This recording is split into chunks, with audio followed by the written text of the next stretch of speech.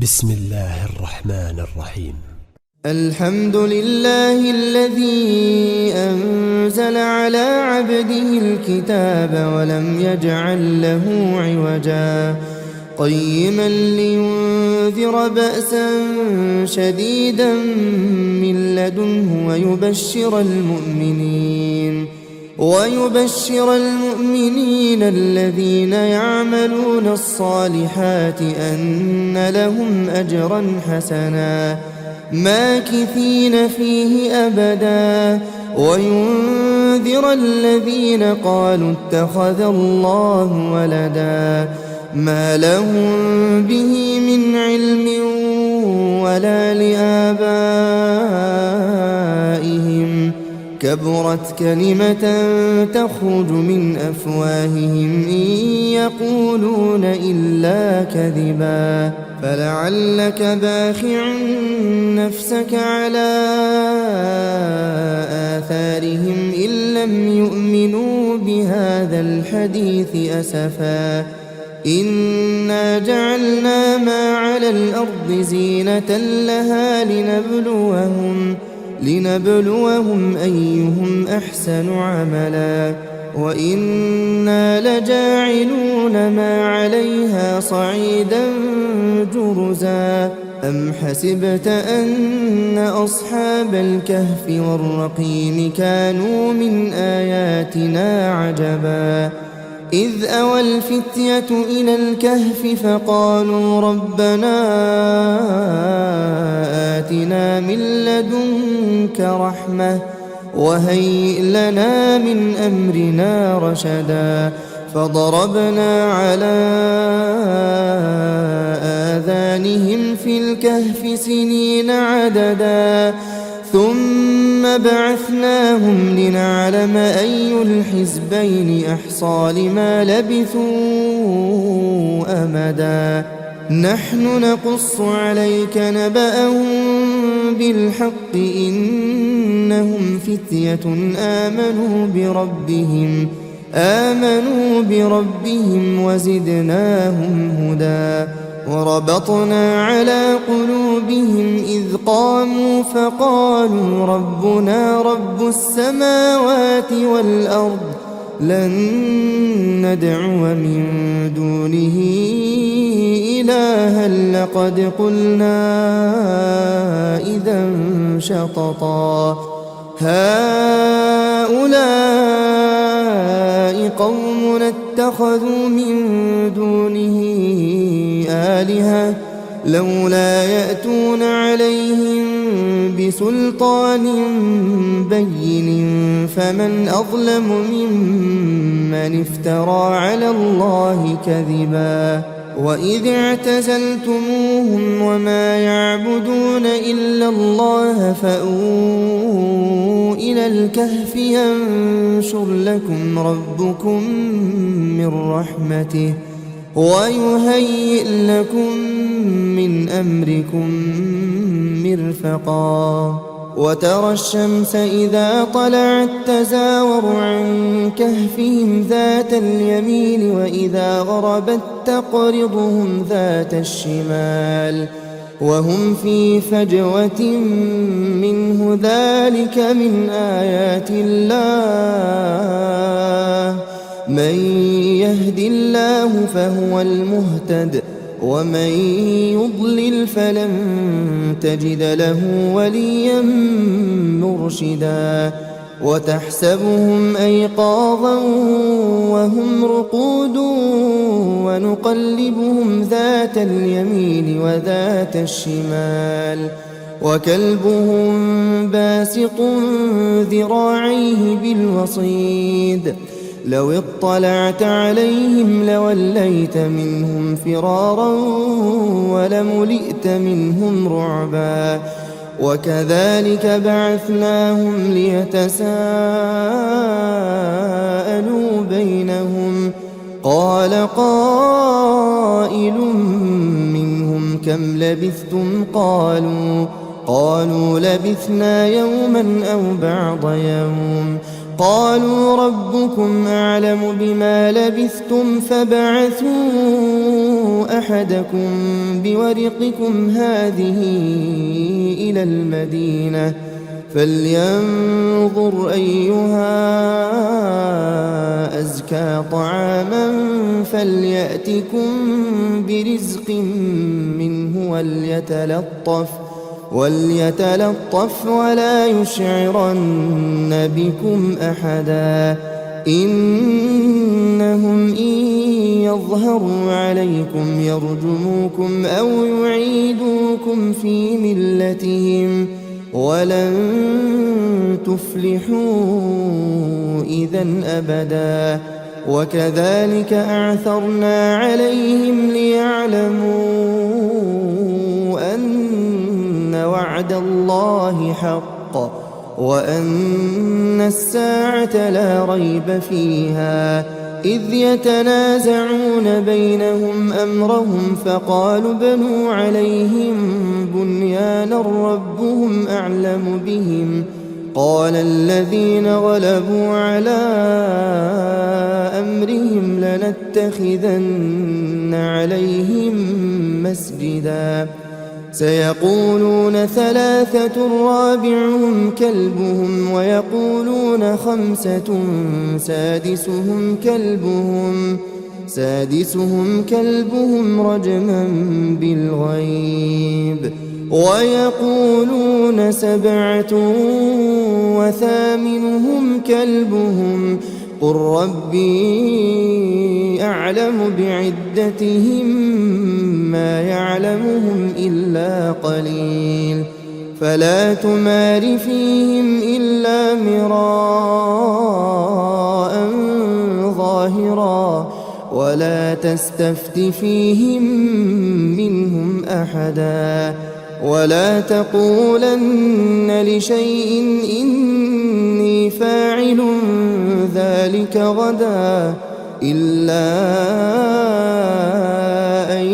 يشاء الله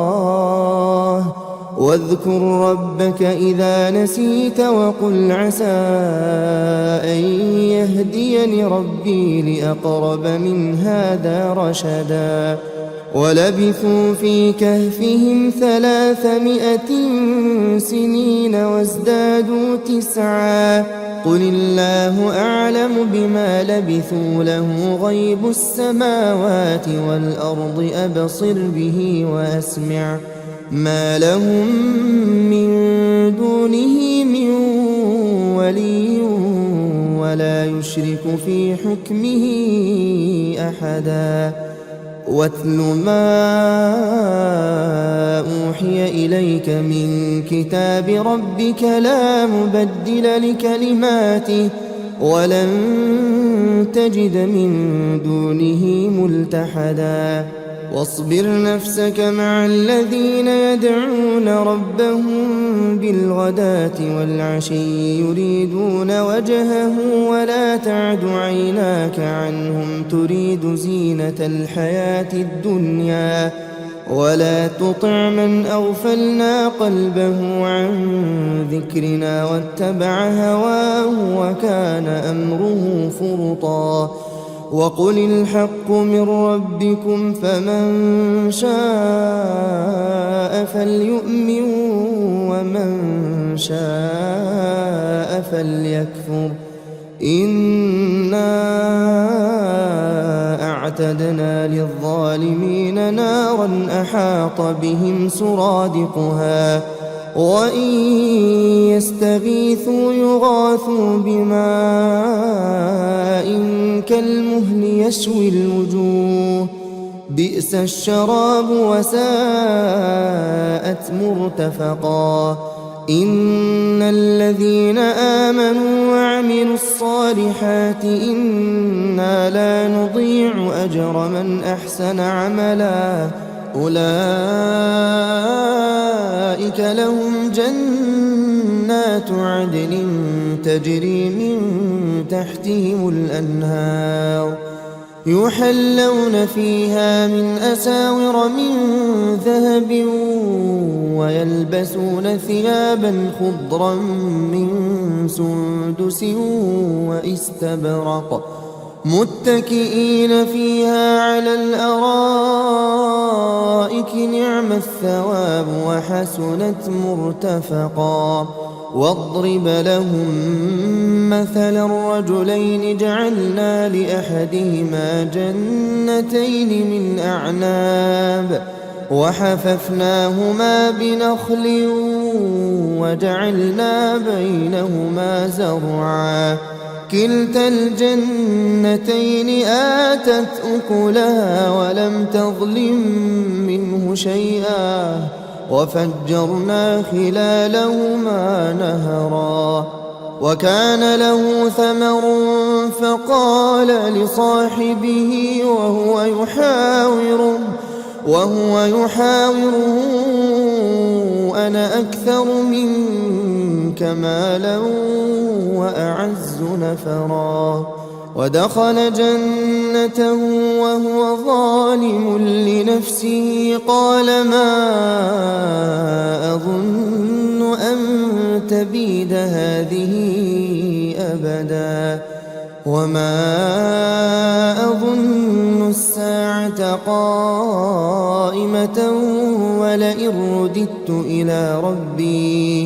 ولئن رددت إلى ربي لأجدن خيرا منها منقلبا قال له صاحبه وهو يحاوره أكفرت بالذي خلقك من تراب ثم من نطفة ثم سواك رجلا لكن هو الله ربي ولا أشرك بربي أحدا ولولا إذ دخلت جنتك قلت ما شاء الله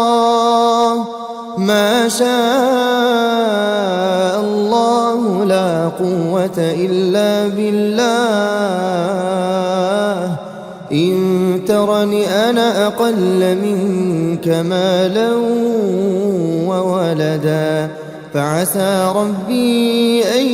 يؤتيني خيرا من جنتك ويرسل عليها حسبانا من السماء فتصبح صعيدا زلقا أو يصبح ماؤها غورا فلن تستطيع له طلبا وأحيط بثمره فأصبح يقلب كفيه على ما أنفق فيها وهي خاوية على عروشها ويقول يا ليتني لم أشرك بربي أحدا ولم تكن له فئة ينصرونه من دون الله وما كان منتصرا هنالك الولاية لله الحق هو خير ثوابا وخير عقبا واضرب لهم مثل الحياة الدنيا كماء إن أنزلناه من السماء فاختلط به نبات الأرض فأصبح هشيما تذروه الرياح وكان الله على كل شيء مقتدرا المال والبنون زينة الحياة الدنيا والباقيات الصالحات خير عند ربك ثوابا وخير أملا ويوم نسير الجبال وترى الأرض بارزة وحشرناهم فلم نغادر منهم أحدا وعرضوا على ربك صفا لقد جئتمونا كما خلقناكم أول مرة بل زعمتم أن لن نجعل لكم موعدا ووضع الكتاب فترى المجرمين مشفقين مما فيه ويقولون يا ويلتنا ما لهذا الكتاب لا يغادر صغيرة ولا كبيرة إلا أحصاها ووجدوا ما عملوا حاضرا ولا يظلم ربك أحدا وإذ قلنا للملائكة اسجدوا لآدم فسجدوا إلا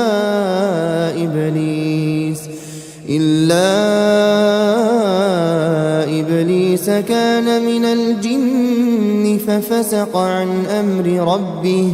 أفتتخذونه وذريته أولياء من دوني وهم لكم عدو بئس للظالمين بدلا ما أشهدتهم خلق السماوات والأرض ولا خلق أنفسهم وما كنت متخذ المضلين عضدا ويوم يقول نادوا شركائي الذين زعمتم فدعوهم فلم يستجيبوا لهم وجعلنا بينهم موبقا ورأى المجرمون النار فظنوا أنهم مواقعوها ولم يجدوا عنها مصرفا ولقد صرفنا في هذا القرآن للناس من كل مثل وكان الإنسان أكثر شيء جدلا وما منع الناس أن يؤمنوا إذ جاءهم الهدى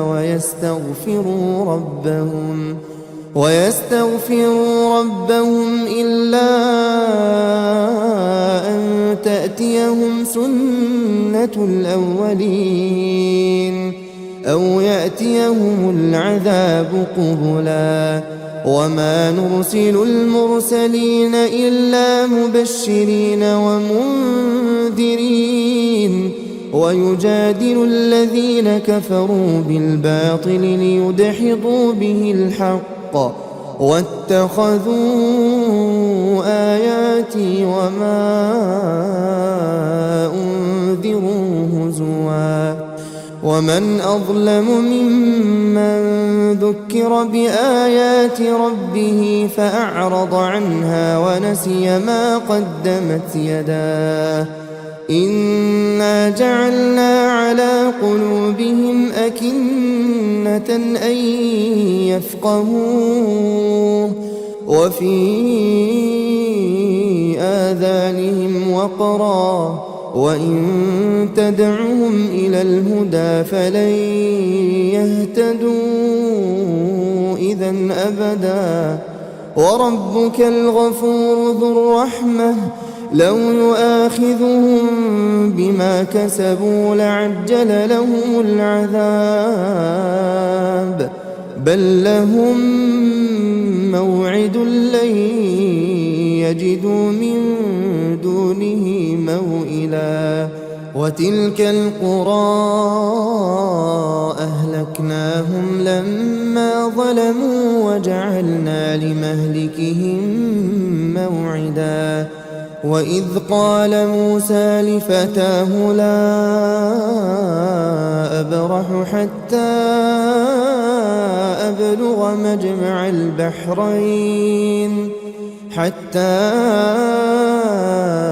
أبلغ مجمع البحرين أو أمضي حقبا فلما بلغا مجمع بينهما نسيا حوتهما فاتخذ سبيله في البحر سربا فلما جاوزا قال لفتاه آتنا غداءنا لقد لقينا من سفرنا هذا نصبا قال أرأيت إذ أوينا إلى الصخرة فإني نسيت الحوت وما أنسانيه إلا الشيطان أن أذكره واتخذ سبيله في البحر عجبا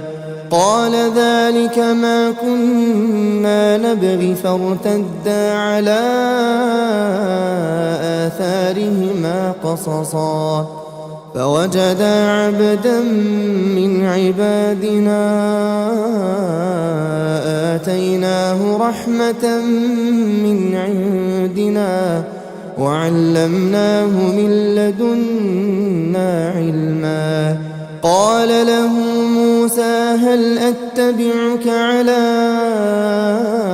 أن تعلمني مما علمت رشدا قال إنك لن تستطيع معي صبرا وكيف تصبر على ما لم تحط به خبرا قال ستجدني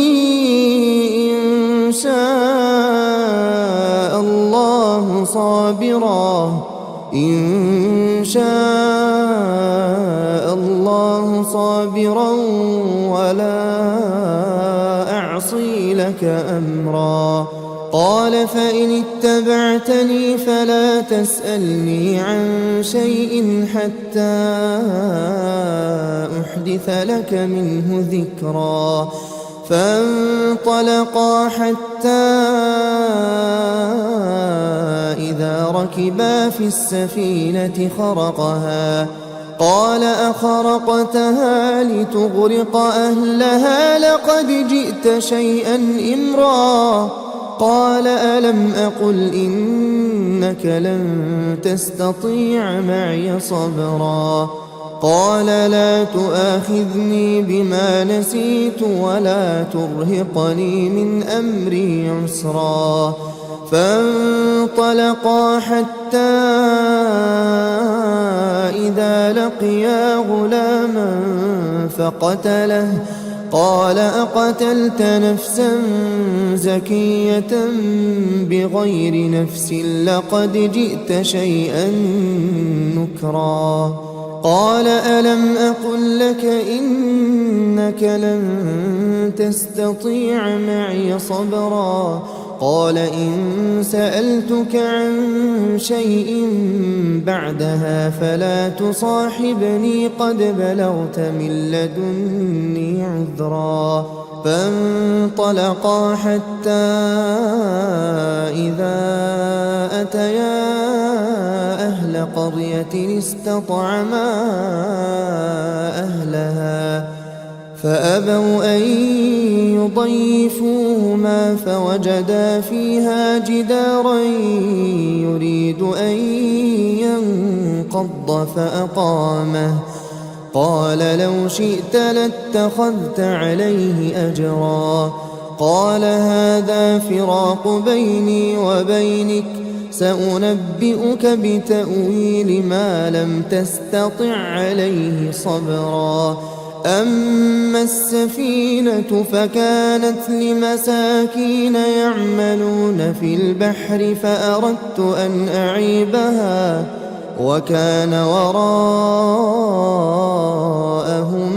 ملك يأخذ كل سفينة غصبا وأما الغلام فكان أبواه مؤمنين فخشينا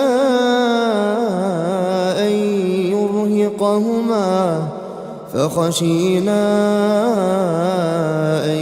يرهقهما طغيانا وكفرا فأردنا أن يبدلهما ربهما خيرا منه زكاة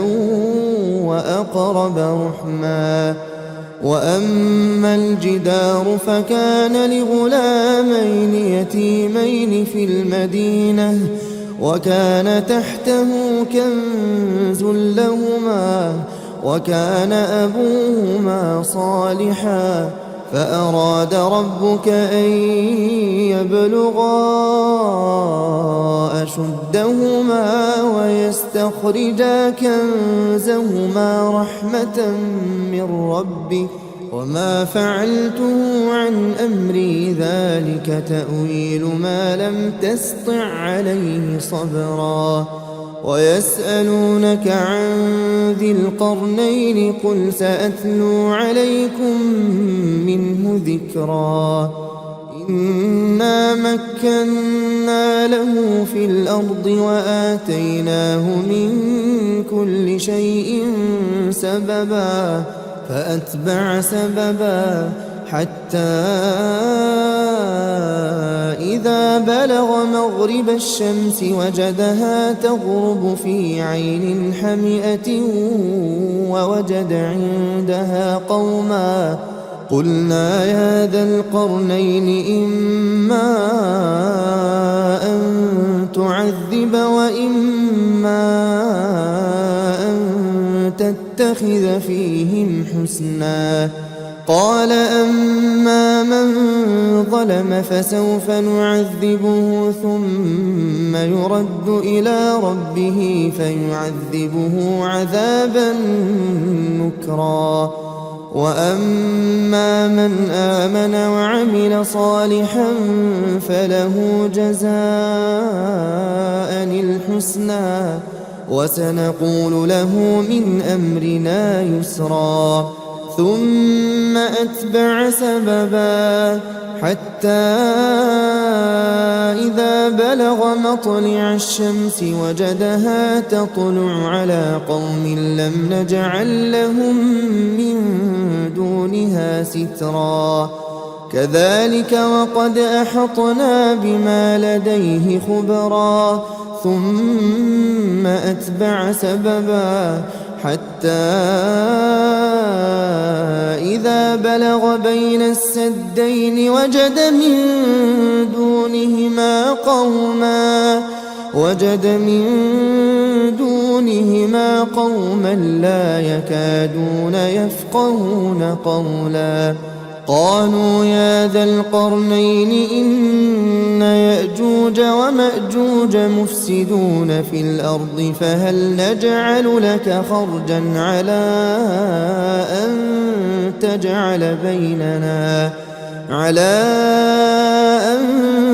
تجعل بيننا وبينهم سدا قال ما مكني فيه ربي خير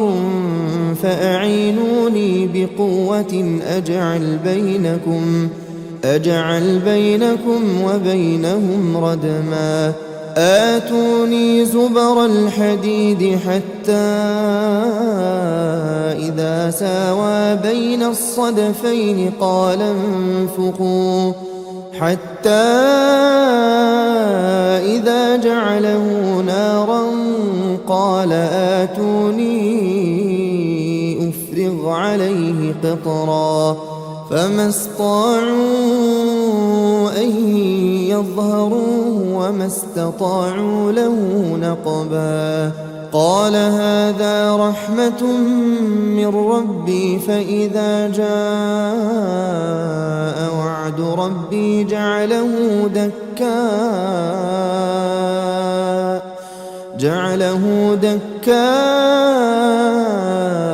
وكان وعد ربي حقا وتركنا بعضهم يومئذ يموج في بعض ونفخ في الصور فجمعناهم جمعا وعرضنا جهنم يومئذ للكافرين عرضا الذين كانت أعينهم في غطاء عن ذكري وكانوا لا يستطيعون سمعا أفحسب الذين كفروا أن يتخذوا عبادي من دون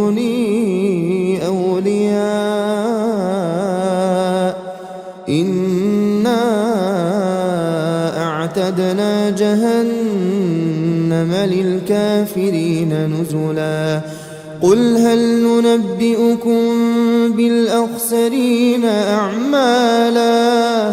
الذين ضل سعيهم في الحياة الدنيا وهم يحسبون أنهم يحسنون صنعا أولئك الذين كفروا بآيات ربهم ولقائه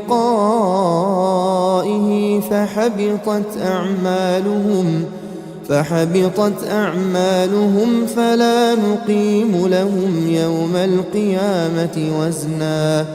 ذلك جزاؤهم جهنم بما كفروا واتخذوا آياتي ورسلي هزوا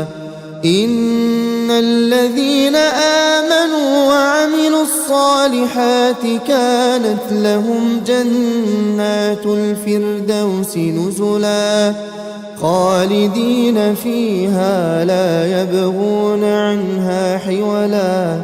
قل لو كان البحر مدادا لكلمات ربي لنفد البحر قبل أن تنفد كلمات ربي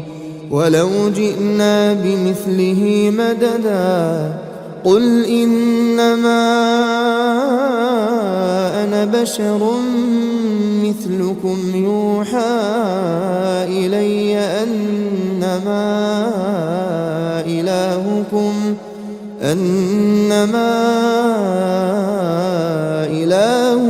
إله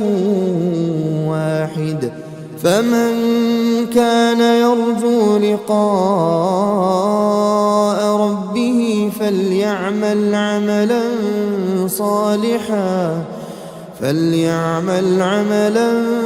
صالحا ولا يشرك بعبادة ربه